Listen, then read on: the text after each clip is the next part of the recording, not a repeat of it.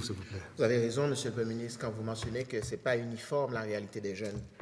Tous les jeunes ne suivent pas, c'est vrai, un parcours de vie linéaire. Il y en a qui rentrent à l'école, il y en a qui quittent le marché du travail, il y en a qui rentrent sur le marché du travail.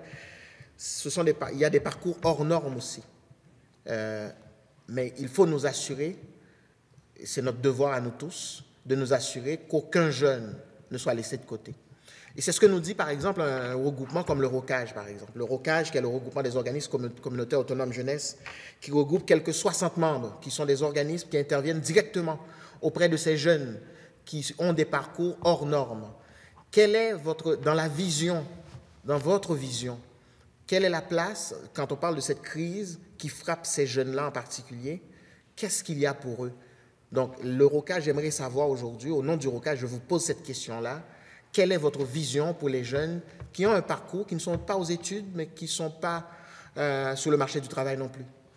Oui, c'est une question très intéressante sur laquelle je me suis penché souvent. On a besoin d'une meilleure intégration entre les différents ministères, les différents réseaux. Je vous donne deux exemples, les écoles puis les carrefours jeunesse-emploi. Puis bon, je ne veux pas scooper mon ami de Beau-Sud, mais il faut étendre le rôle des carrefours jeunesse-emploi. Il faudrait s'assurer, quand un jeune décroche de l'école, qu'il y a quelqu'un qui le contacte et puis qu'il y a un suivi. Est-ce que c'est quelqu'un qui a un problème de santé mentale? Est-ce que c'est quelqu'un qui a un problème de formation, d'éducation, de motivation?